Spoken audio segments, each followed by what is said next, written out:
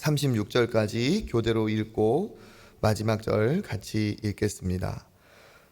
예루살렘에 이르니 형제들이 우리를 기꺼이 영접하거늘 그 이튿날 바울이 우리와 함께 야고보에게 들어가니 장로들도 다 있더라. 바울이 문안하고 하나님이 자기의 사역으로 말미암아 이방 가운데서 하신 일을 낱낱이 말하니라. 그들이 듣고 하나님께 영광을 돌리고 바울더러 이르되 형제여 그대도 보는 바에 유대인 중에 믿는 자 수만 명이 있으니 다 율법의 열성을 가진 자라. 내가 이방에 있는 모든 유대인을 가르치되 모세를 배반하고 아들들에게 할례를 행하지 말고 또 관습을 지키지 말라 한다 함을 그들이 들었도다. 그러면 어찌할꼬 그들이 필연 그대가 온 것을 들으리니 우리가 말하는 이대로 하라. 서원한 네 사람이 우리에게 있으니 그들을 데리고 함께 결례를 행하고 그들을 위하여 비용을 내어 머리를 깎게 하라. 그러면 모든 사람이 그대에 대하여 들은 것이 사실이 아니고 그대도 율법을 지켜 행하는 줄로 알 것이라. 주를 믿는 이방인에게는 우리가 우상의 제물과 피와 목매어 죽인 것과 음행을 피할 것을 결의하고 편지하였느니라 하니 바울이 이 사람들을 데리고 이튿날 그들과 함께 결례를 행하고 성전에 들어가서 각 사람을 위하여 제사 드릴 때까지의 결례의 기간이 만기된 것을 신고하니라. 그 이래가 거의 참에 아시아로부터 온 유대인들이 성전에서 바울을 보고 모든 무리를 충동하여 그를 붙들고 외치되 이스라엘 사람들아 도우라.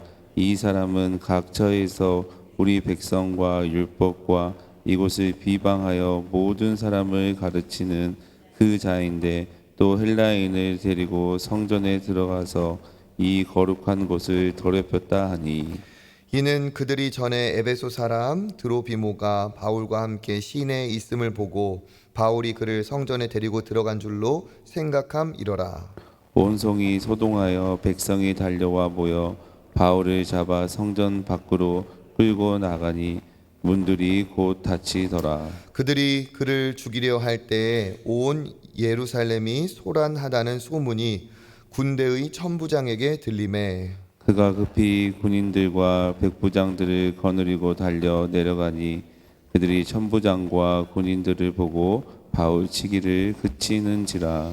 이에 천부장이 가까이 가서 바울을 잡아 두 쇠사슬로 결박하라 명하고 그가 누구이며 그가 무슨 일을 하였느냐 물으니 우리 가운데서 어떤 이는 이런 말로 어떤 이는 저런 말로 소리치거늘 천부장이 소동으로 말미암아 진상을 알 수 없어 그를 영내로 데려가라 명하니라. 바울이 층대에 이를 때에 무리의 폭행으로 말미암아 군사들에게 들려가니 이는 백성의 무리가 그를 없이 하자고 외치며 따라감이러라. 아멘. 할렐루야. 예, 은혜의 자리 복된 아침 잘 나오셨습니다. 오늘도 하나님이 주시는 은혜와 복이 충만히 넘치는 주의 백성들 되시기를 주님의 이름으로 축복합니다. 예, 오늘은 바울이 이제 예루살렘에 도착한 그 시점부터 이야기가 전개됩니다. 바울이 핍박자였던 자가 예수님을 광명의 광채 속에 만나고 그리고 완전히 다른 사람이 돼서 이제 전도자가 되죠. 핍박자에서 전도자가 된 다음에 1차, 2차, 3차 복음을 전하는 여정이 계속됩니다.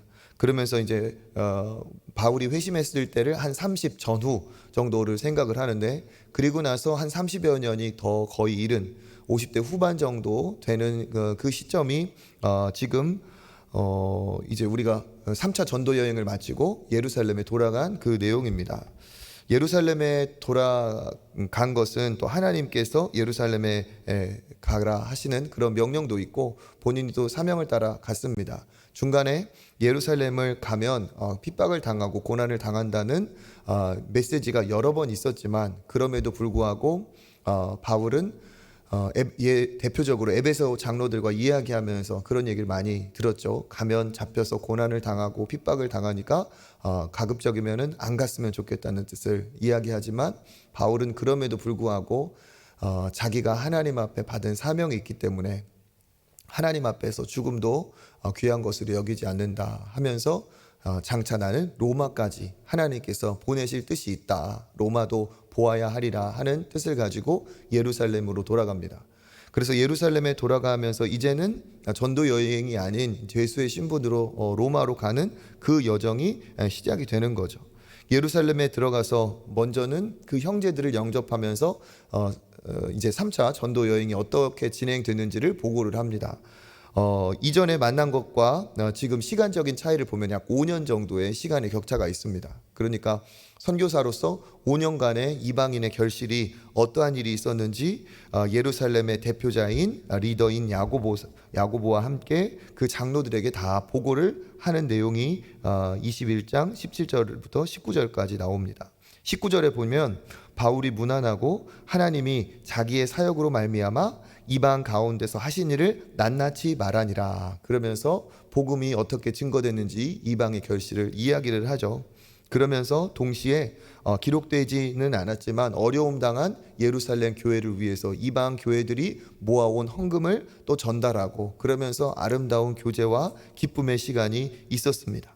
그렇게 이방 선교의 결실을 듣고 모두 기뻐하는 중에 그들 가운데 이제 우려되는 일이 있었죠. 그것이 무엇인가? 우리 20절 한번 읽어보겠습니다. 그들이 듣고 하나님께 영광을 돌리고 바울더러 이르되 형제여, 그대도 보는 바에 유대인 중에 믿는 자 수만 명이 있으니 다 율법의 열성을 가진 자라. 아멘. 유대인 중에 믿는 자 수만 명이 있다 하니까 이 믿는 자라는 것은 유대교가 아니고 개종을 한 그리스도인입니다. 그런데 이들 중에 수만 명이 있는데 이 사람들이 다 어떤 사람이라고 얘기하고 있습니까? 율법의 열성을 가진 자라.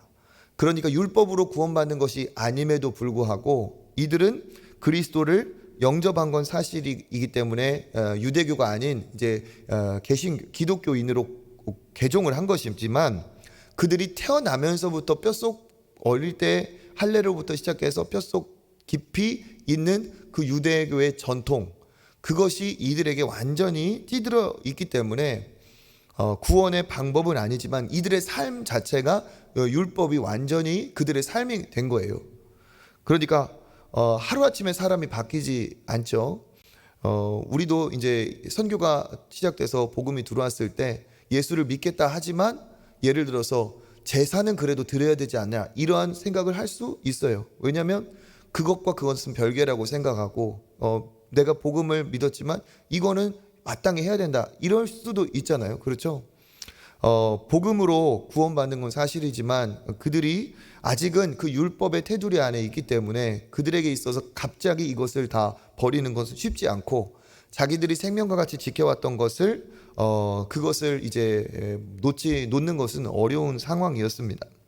그렇기 때문에 이방인 기독교인과 여기 있는 유대교 기독교인이 갈등이 있는 상황이었고, 바울은 이방인 기독교인에 더 가까운 사람이었죠. 그러니까 이들이 바울에 대해서 솔직히 조금 안 좋은 감정이 있었어요. 율법에 대해서 이방인에게 선교하면서 그것에 대해 가볍게 여기는 듯한 그런 것이 있었기 때문에, 실제로 21절에 읽어보면 헛소문이 돌아서 바울이 율법이 필요 없다는 식으로 이야기한 것이 이들에게 전파가 됐습니다. 그런데 이것은 잘못된 거죠. 헛소문입니다. 그들은 어떻게 알고 있었느냐? 21절 읽어보겠습니다. 내가 이방에 있는 모든 유대인을 가르치되 모세를 배반하고 아들들에게 할례를 행하지 말고 또 관습을 지키지 말라 함을 그들이 들었도다. 아멘. 모세를 배반하라, 그리고 아들들에게 할례를 행할 필요가 없다, 관습을 지키지 말라, 이렇게 유대인을 가르친 적이 없죠. 이방인들에게는 너희들이 뒤에도 나오겠지만 우상 제물의 피와 목매어 죽인 것과 음행을 피할 것은 하지 말아라, 그걸 얘기했지만 그 외에는 너희들이 자유하다, 이방인들이기 때문에 너희는 유대인의 의무가 없다, 이런 얘기는 했을지 모르겠지만 유대인들에게조차 너희들이 이제 모세를 배반하고 할례를 행할 필요가 없고 이런 얘기는 모세가 한 적이 없습니다. 그러니까 이들이 잘못 알고 있고 바울에 대한 악한 감정을 갖고 있는 것이죠. 이 상황을 예루살렘 지도자들이 알고 있었기 때문에 이 오해가 분명하지만 바울이 이걸로 인해서 어려움 당할 수 있다는 것을 알기 때문에 이 사람을 어떻게 중재하고 도와줘야 되냐 하는 그런 고민이 빠졌어요. 그래서 22절에 보니까 어찌할꼬 그러면서 묘안을 하나 냅니다. 그게 무엇이냐 하면 그 예루살렘에 서원한 23절에 보니까 서원한 네 사람이 있으니 그들이 결례를 행할 때, 그러니까 서원한 사람이 서원이 끝날 때 하나님 앞에 제사를 드리면서 이 서원이 다 끝난다는 그 예식을 하죠. 그때 이 바울에게도 동참하라고 한 겁니다. 24절 같이 한번 읽어보겠습니다. 그들을 데리고 함께 결례를 행하고 그들을 위하여 비용을 내어 머리를 깎게 하라. 그러면 모든 사람이 그대에 대하여 들은 것이 사실이 아니고 그대도 율법을 지켜 행하는 줄로 알 것이라. 아멘. 그렇게 서원의 정결 규례를 지키는 사람들과 함께 당신도 그 정결 규례를 지켜라. 이방에서 돌아왔기 때문에 이곳에서 정결하게 의식을 하는 것을 취하는 것도 너희 당신에게 맞는 것 아니냐. 그러면서 이것을 그들과 함께 하면 그 모습을 본 사람들이 우리가 잘못 알았구나. 바울도 율법을 존중하고 지키는 것을 이 사람도 행하고 있구나 하면서 좀 화목하게 되지 않겠느냐 하는 이야기입니다.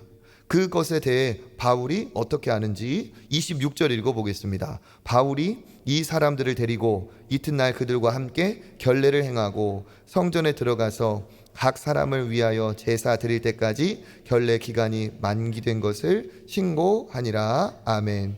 이 의견에 대해서 바울은 함께 동의를 하고 자기가 쓸데없는 것에 에너지를 낭비하고 오해를 받을 필요도 없다고 생각하고 이 정도는 내가 기꺼이 따라준다. 이건 본질적인 것이 아니라 비본질적인 것이기 때문에 내가 사람들과 대적하지 않겠다 하면서 그 결례 예식에 동참을 합니다. 그래서 동참을 하는데 무슨 일이 벌어졌느냐. 27절에 보면 그 이래가 거의 참해 7일간의 그 규례 중에 마지막 날 성전으로 이 규례의 이제 종착 마지막 규례를 행하기 위해서 성전에 가는데 거의 참해 아시아로부터 온 유대인들이 성전에서 바울을 보고 모든 무리를 충동하여 그들 붙들었다. 아시아로부터 온 유대인들은 바울을 잡아 죽이기로 한 결사대 쫓아다니는 사람들입니다. 그러니까 아시아로부터 이제 에베소를 거쳐서 바울이 왔다는 소식을 듣고 바울을 잡아서 해하고자 온 사람들이 지금 어떻게 바울이 마지막 정결 규례 7일째 그 일을 행할 때를 기다려서 그때 성전에 딱 나오면 잠복하고 있듯이 딱 기다렸다가 바울이 나오면 그 사람들을 충동질 해가지고 바울을 죽이고자 하는 그 일을 꾸민 겁니다. 그러면서 그 28절에 뭐라고 외칩니까? 이스라엘 사람들아 도우라. 이 사람은 각처에서 우리 백성과 율법과 이곳을 비방하여, 이곳은 성전이죠. 성전을 비방하여 모든 사람을 가르치는 그 자인데 헬라인을 데리고 성전에 들어가서 이 거룩한 곳을 더럽혔다. 이 얘기 중에 뒤에 하나 붙어 있는 거 있죠. 헬라인, 그러니까 이방인을 성전에 데리고 들어가서 이 거룩한 곳 성전을 더럽혔다. 이것은 행하지 않은 것인데 모함을 하기 위해서 한 겁니다. 아시는 것처럼 성전은 이방인들의 뜰까지만 그 입구 쪽 거기까지만 이방인이 갈 수 있고 유대인들이 또 그 안에 여인의 뜰이 있고 남성들이 갈 수 있고 성소가 있고 지성소가 있죠. 그러니까 이방인들은 들어갈 수가 없는 신성한 자기들의 곳이에요. 그런데 모함을 해서 거짓말을 합니다. 여기 있는 것처럼 에베소 사람 드로비모와 함께 에베소 사람 그 헬라인 이방인 드로비모가 거기에 있었다는 것을 바울과 얼굴을 같이 대면했다는 것을 이용해서 마치 그 사람을 데리고 성전에 들어간 것처럼 성전의 규칙을 깬 것처럼 지금 모함을 한 겁니다. 이것은 우리가 봤을 때는 그럴 수 있지 않냐 하지만 그들에게는 절대로 있어서는 안 될 일이고 이것은 굉장히 민감한 사항이기 때문에 그들에게 있어서 이제 분노가 됩니다. 또 이런 일이 그들에게 화가 되어 이제 보면 그 사람들이 다 몰려가 가지고 바울을 같이 돌로 치고 매질하는 이 일이 뒤에 벌어지죠. 로마의 압제에 있던 사람들은 이방인에 대한 이제 분노가 조금씩 쌓였을 것이고 이방인을 그런데 데리고 성전으로 들어갔다는 것을 이제 참지 못한 상황입니다. 그리고 당시 법에 의하면 자기들은 식민 통치를 받고 있기 때문에 자체적으로 사형을 할 사람을 죽일 권한이 없었어요. 그러니까 사형을 하려면 로마 당국의 허락을 받아야 되는데 예외가 딱 한 가지 있었습니다. 그들이 성전을 신성시 여기기 때문에 성전을 이방인을 데리고 들어간 자는 성전을 부정하게 했다 하여 로마에 알리지 않고 즉결 사형을 내릴 수 있는 권한이 유일하게 한 가지가 있었어요. 그러니까 이 사람들은 어떻게 했냐, 교묘하게 바울을 죽일 수 있는 계략을 짜가지고 그것을 죄목으로 붙여서 바울을 즉결 죽일 수 있게 그렇게 한 겁니다. 그래서 성전 밖으로 끌고 나가서 성전을 닫고 그에게 돌질을 하고 이제 매질을 하는 그 일이 벌어진 거죠. 그때 어떤 일이 벌어집니까? 31절 읽어보겠습니다. 그들이 그를 죽이려 할 때에 온 예루살렘이 소란하다는 소문이 군대의 천부장에게 들림에, 로마 군대의 천부장에게 들립니다. 이 사람은 치안을 담당하기 위해서 파견된 로마의 군대죠. 천부장이라고 하니까 대대장급 이상입니다. 1000명의 사람들을 통솔합니다. 그래서 이 천부장이 자기의 사명을 다하기 위해서 백부장들과 군사들을 이끌고 그 폭동을 진압하러 가죠. 그렇게 진압하러 갔을 때 어떻게 되었어요? 대중들이 다 왜 그런지도 모르고 이끌려서 그 바울을 죽이고자 하면서 다 돌로 치고 매질을 합니다. 그때 어떻게 합니까? 천부장이 이 바울이 왜 이렇게 되었는지를 알고자 해서 물어보니까 34절에 어떤 이는 이런 말, 어떤 이는 저런 말로 소리치기 때문에 알아들을 수가 없었어요. 그래서 어떻게 합니까? 바울을 영내로 자기들 주둔지로 끌어가라. 성전 그 외곽에 안토니오세라고 해서 자기들의 영내가 있었습니다. 거기로 끌고 갑니다. 그렇게 끌고 갈 때 36절 백성의 무리가 여전히 그를 없이 하자고 외치면서 따라갑니다. 그러니까 오버랩이 되죠. 언제가 오버랩이 됩니까?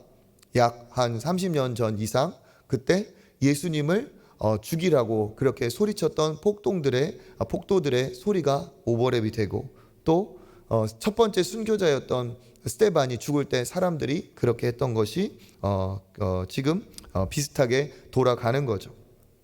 오늘 내용이 이제 바울이 붙잡히는 내용이고 이 상황에서 바울은 때가 있을 때마다 자기를 생명을 변론하지 않고 오히려 복음을 전하면서 그 여정이 로마로까지 향합니다. 바울은 이 어려움을 당할 줄 모르고 예루살렘에 도착한 게 아닙니다. 이것은 선지자를 통해서나 또 하나님이 주신 자기에게 주신 응답을 통해서 가면 고통을 당하고 어려움을 당할 것이라는 것을 알고 있었어요. 그럼에도 불구하고 바울이 갔던 이유는 뭡니까?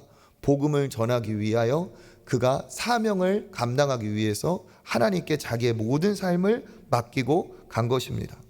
바울은 자기가 한때는 핍박자였고 이제는 복음 전도자가 된 상황에 고난을 당하는 것이 오히려 하나님께 영광이고 내가 고난을 당한다 할지라도 복음이 증거된다면 내가 생명을 하나님께 드리고자 하는 그런 마음의 결단이 있었습니다. 그리고 예수님도 십자가에서 고난을 당하시고 부활의 영광이 있다는 것을 그도 알고 보았기 때문에 내가 주님을 위해 당하는 고난이 반드시 하나님 나라의 영광이 되고 면류관이 된다는 사실을 그는 확신을 하고 있었습니다. 그래서 예수님을 통해 영광을 받고자 한 것이 아니라 예수의 이름을 위해서라면 고난에도 동참하는 그러한 마음이 그에게 있었죠. 예수님도 뭐라고 말씀하셨습니까? 자기에게 떡을 받아먹고 따라오려는 그 자들에게 누구든지 나를 따라오려거든 자기를 부인하고 십자가를 지고 따라오라 하셨는데 이 바울이 그렇게 예수 그리스도를 십자가를 지고 짊어지고 따라가는 장면입니다. 그런데 하나님께서 어떻게 하셨어요? 그렇게 죽고자 하면서 자기 삶을 드리니까 하나님이 이방인 로마 군대의 천부장의 손을 통해서도 하나님은 그를 죽게 내버려 두지 않고 살리시고 그를 그의 사명을 이루게 하시는 거죠. 하나님은 하나님께서 택하신 그 사람이 사명을 다하기까지 하나님께서 인도하시는 것을 봅니다. 우리가 여기에서 또 한 가지 기억해야 될 게 무엇입니까? 그 악한 사람들은 진짜 악하다고 하지만 그 악한 사람들에게 이용당하는 그 대중들이 있다는 사실이에요. 영적인 분별력도 없고 그냥 한마디에 확인할 바도 없이 그렇게 격동하여서 냄비가 끓어 넘치듯이 그렇게 동행한 많은 어리석은 자들이 있었다는 사실입니다. 우리도 역시 마찬가지입니다. 누가 나에게 조금 안 좋은 얘기를 했다더라, 누가 이랬다더라, 그런 얘기에 우리가 어떻게 해야 되겠어요? 그런 얘기를 들었을 때 그것이 맞는지, 또 그런 것으로 인해서 혹여나 다른 어떤 오해의 여지는 없었는지, 부풀려진 게 아닌지, 지혜로운 사람이라면 그것을 또 기다려보고 알아보고, 설령 그렇다 할지라도 그것에 대해서 하나님 앞에 기도하는 것이 이게 믿음의 자세이지, 누가 이랬다더라 해서 당장 머리에 띠두르고 그렇게 외치는 것은 믿음의 사람으로서의 바람직한 모습은 아니겠죠. 그렇게 보면, 그런 성향이 있다 보면 어떻게 되겠습니까? 사람들에게 휘둘리고 궁극적으로는 사탄의 종노릇 하기가 쉽습니다. 여기도 마찬가지죠. 사탄의 종노릇을 하고 있어요. 바울을 매질을 하고 돌로 치는데 천사의 일이고 성령의 일이겠습니까? 아니라는 거죠. 폭동을 일으키고 갑자기 분노가 끓어오르는 것은 내가 사탄 마귀에 조종당할 수도 있다는 신호예요. 그러니까 내가 분이 났을 때 어떻게 해야 됩니까? 그때는 분을 가라앉히고 내가 하나님 앞에 잠잠히 기도하고, 그런 시간이 분명히 필요합니다. 대중의 성동의 분별력을 상실한 이 사람들이 사탄의 종노릇을 하고 있는 걸 봅니다. 우리는 하나님이 주신 영적인 해안이 있어서 하나님 앞에 또 이러한 어리석음을 경험하지 않은 우리들이 되기를 간절히 바랍니다. 그리고 유대의 그리스도인들도 마찬가지죠. 진짜 본질은 예수 그리스도인데 아직도 자기 과거에 얽매여서 예수님을 믿는다 하지만 그 율법에 그렇게 매여, 과거의 습관에 매여 있어요. 본질은 예수 그리스도인데 모세의 이야기, 할례의 이야기, 율법의 이야기에 그렇게 분노하고 있습니다. 진짜 복음을 받아들였다면, 그리고 성숙한 신앙인이라면 복음에 반응을 해야지 외적인 것에 이렇게 혈기를 부리고 반응할 것이 아니죠. 우리가 예수 그리스도를 믿는다면 진짜 무엇이 중요한지를 분별하는 영적 분별력이 있어야 될 줄 믿습니다. 반면에 바울은 어떻습니까? 바울은 율법을 본인은 안 지켜도 된다는 걸 알면서도 그들이 오해의 여지가 있다면 내가 기꺼이 율법을 동참해서 결례를 행하겠다 하면서 동참을 하고 있어요. 반대죠. 그러니까 바울은 선교적인 관점이에요. 상대방이 본질이 아닌 이상 상대방에게 맞추어서 시험 들지 않게 하고 복음이 전파되는데 자기가 기꺼이 자기 자신을 생각을 굽힐 수 있는 사람이 바울의 모습이었습니다. 우리도 마찬가지죠. 하나님이 기뻐하시는 것은 우리가 중요하게 생각하고 지켜야겠지만 그 외의 것은 선교적인 관점에서 상대방에게 맞출 수 있는 것이 이게 믿음의 자세입니다. 어떻게 해야 되겠습니까? 내가 기존 신자라면 새 신자에게 어떤 부분은 맞춰줄 수 있어야 되고, 내가 신앙생활을 오래 하고 신앙의 연륜이 깊고 나이가 깊어졌다 하면 아직 깨닫지 못한 그 젊은이들에게 또 맞춰줄 수 있어야 되고, 그렇죠? 왜 그렇습니까? 내가 힘이 있다면 힘 없는 자들, 가진 기득권이 있다면 기득권, 내가 직분이 있다면 없는 자들, 그들에게 맞춰줄 수 있어야 돼요. 무엇을 위해서? 복음의 진전을 위해서. 그렇게 할 때 하나님께서 기뻐하시는 줄 믿습니다. 그래서 우리는 비본질에는 탄력적으로 순종을 하고 함께 소통할 수 있는 사람이, 이게 진짜 복음을 증거할 수 있는 믿음의 사람이죠. 그런 점에서 우리 교회는 정말 하나님께서 기뻐하시는 교회라고 믿습니다. 어린이들을 위해, 청소년들을 위해, 젊은이들을 위해 열린 사고를 가지고 정말 우리 장로님들부터 모든 성도분들이 함께 동참해 주시고, 그런 것이 얼마나 저도 기쁘고 감사한지 모르겠어요. 그렇죠? 예, 저하고도 많이 다른 점이 있을 거 아니겠어요? 그죠? 그런데도 불구하고 많이 이해해 주시고, 저도 그러려고 더 노력을 하겠습니다. 그렇게 할 때 어떻게 됩니까? 화목하고 하나님의 나라가 확장되고 새신자가 됐든 불신자가 됐든 예수 그리스도의 능력으로 거듭나는 은혜가 있을 줄 믿습니다. 앞으로도 우리 교회가 그렇게 새로운 포도주를 담을 수 있는 새 부대가 되기를 간절히 바랍니다.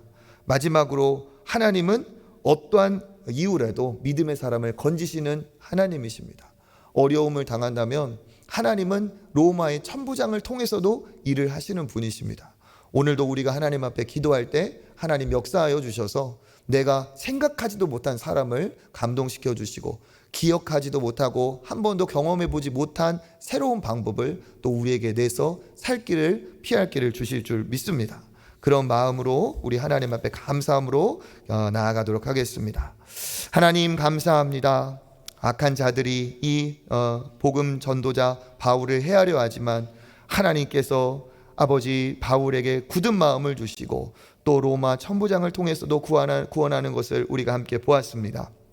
이 말씀을 우리가 붙들고 오늘 하루도 하나님 앞에 말씀 복음에 붙들린 자들이 되게 하시고 또 하나님 역사하시면 아버지 로마 천부장을 통해서도 역사하신 주님이 오늘 우리 삶에도 그렇게 역사하여 주실 줄 믿습니다.